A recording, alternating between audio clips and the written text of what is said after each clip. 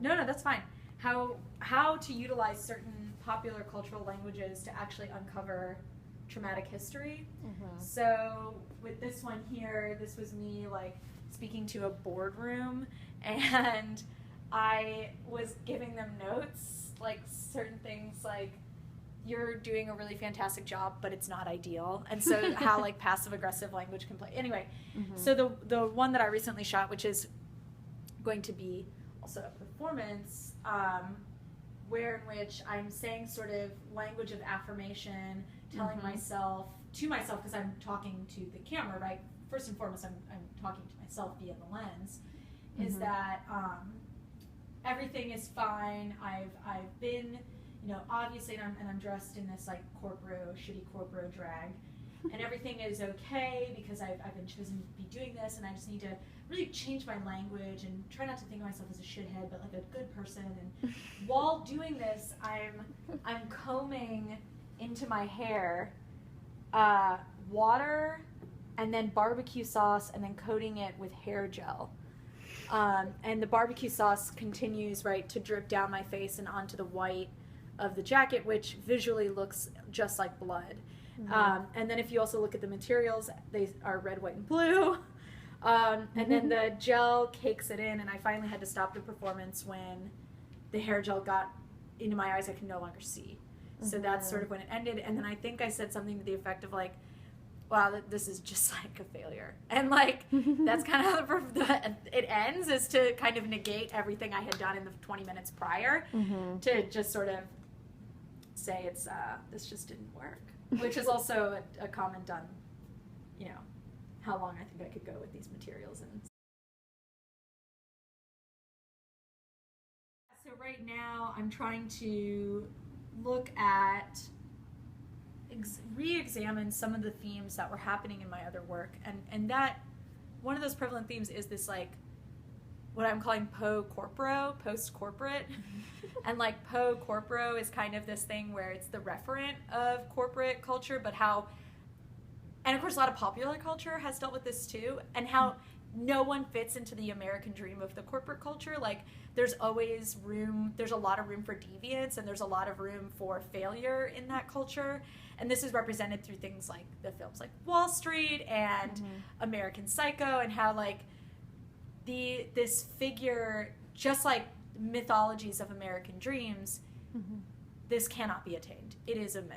And so how do we tap into, or how do I, through the performance using my own body, through a cathartic experience, my body as a material, my past as a material, call out something that's like initially really funny, but then turns into something really dark, unsettling, and yet representative of a lot of a position that we feel ourselves to be in always when we're thinking of that, like, you know, trying to go up the ladder of success. And that's a really false narrative.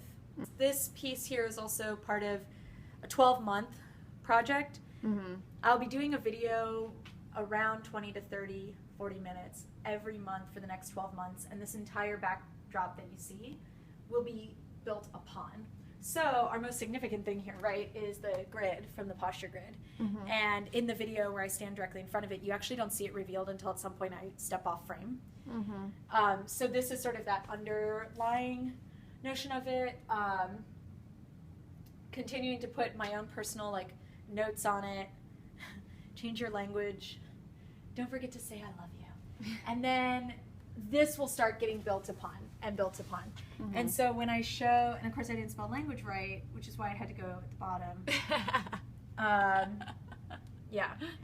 The butcher paper is what I was writing on last year. So now now I'm sort of building this physical archive behind me as I continue to perform these works every month for the next year. And then this will all be installed along with the 12 videos playing simultaneously next summer.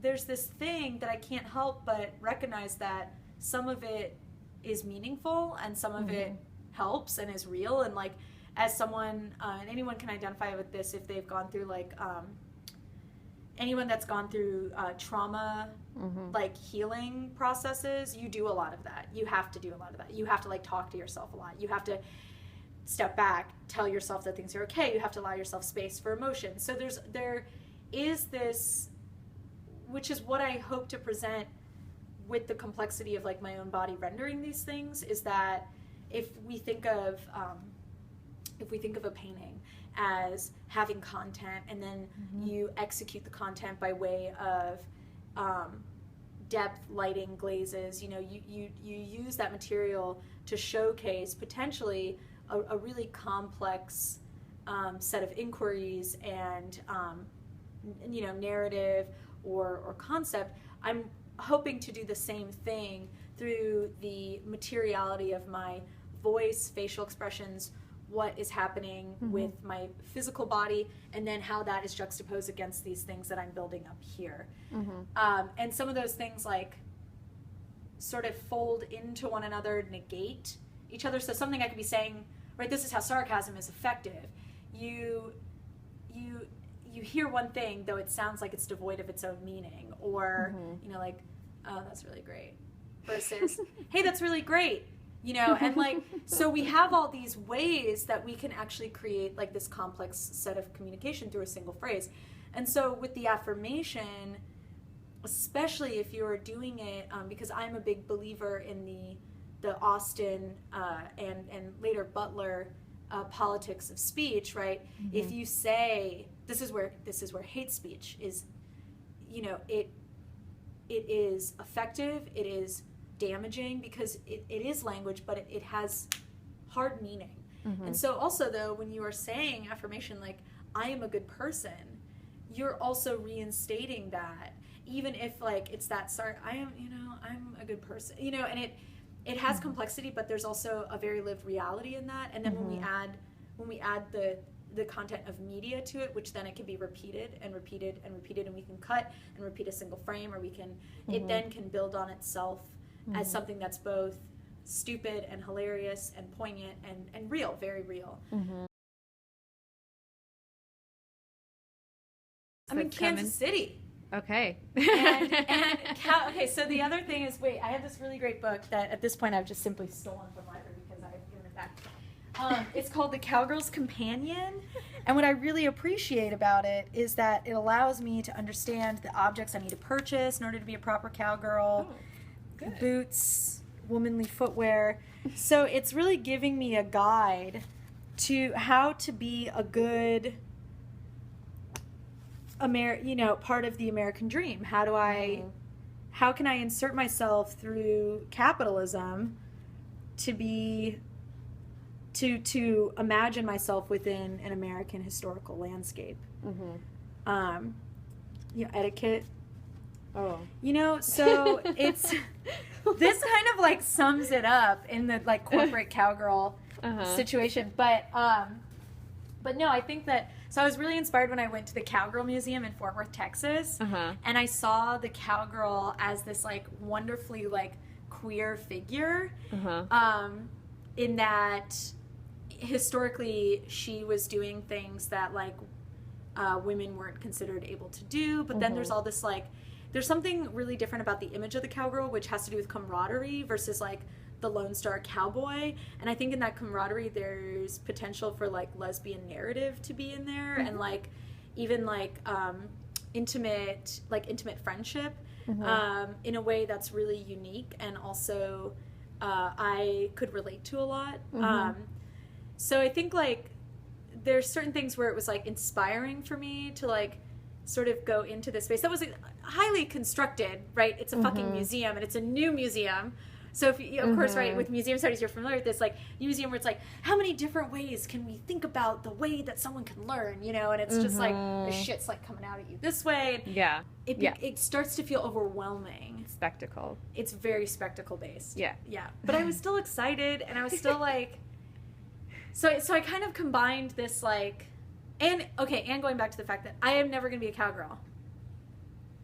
Not the way that I'm not going to start a ranch, and I'm not going to inseminate horses, you know, the nitty gritty shit. But what I can do is place myself into that imaginative space. Just like I'm never going to be a CEO. Yeah. I can imagine myself into being in that space. Both fail. And so this project is also about like the confrontations of like that imagined space and the constant like failure to that space. I can't fit into those spaces. I say this line in this video where I'm saying, everything is really great. You know, they picked me, they chose me until they find out who I really am. And there's always that like notion, which of course is like, I'm saying that through like this kind of queer lens of like being bi and poly and, you know, or omnisexual, as one of my lovers have said in the past. But so it is this feeling of like, no, I won't ever be this image. I can't. And I won't ever be a CEO because I can, there's always going to be a tension there.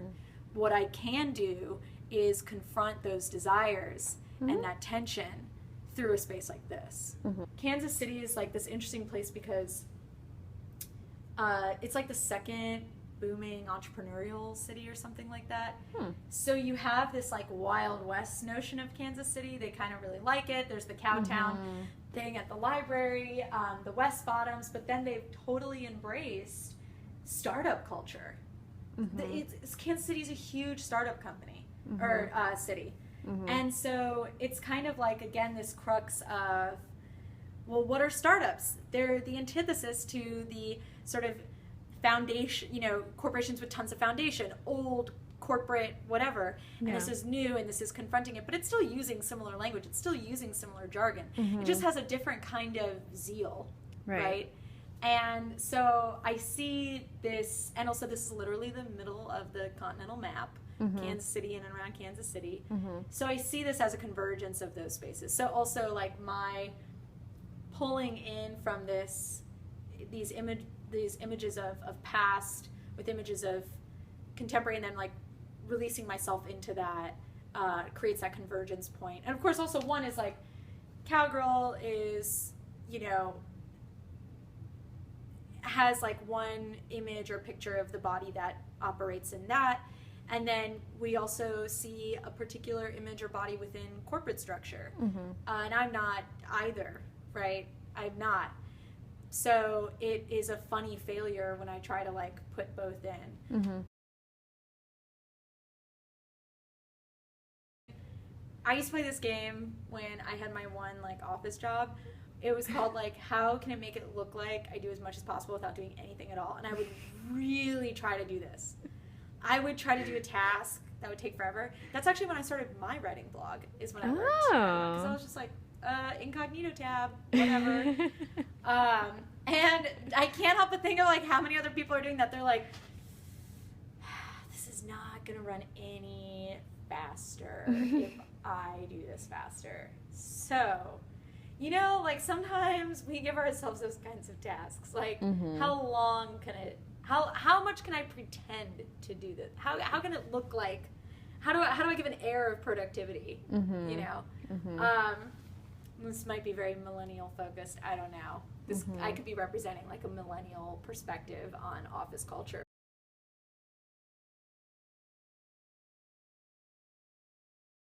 Personally, what I've discovered with my art practice is that ideas that I may have had that I thought were okay in like sculpture or drawing didn't pan out. I needed my body to communicate those ideas, right, via these like scapes. But I think that earnest quality that you're talking about comes, I think, from a sense of urgency. I think in like a lot of my work and a lot of how I think about these things or go through these ideas is like there's an urgency. Like the way that I'm like tacking shit up, there's an urgency. There's an urgency to everything, and it's not obsessive. This is not, if you walk into the space, this isn't a space of obsessive, you know, I don't have the vast collections that some artists have, you know what I mean? Like it's not quite that. But I think that urgency, because that is a kind of base space that we all can feel and operate in, is another potential point of entry that someone can understand. And I'm not always concerned with like people needing to know like when I talk about these things, like, especially within like the personas, like what's real, what's not. A lot of people choose the really hard shit that I talk about. People choose to think that that's a narrative and that's fiction, and that's fine. They need to do that and maybe not know that that was real. But I think duration also helps with something like that earnest quality that you're talking about. If someone is committed to something in a particular way, right, that's where you start to say, oh, this is going beyond simply satire, or this is actually pushing into a space of like sincerity, because right, that commitment is there.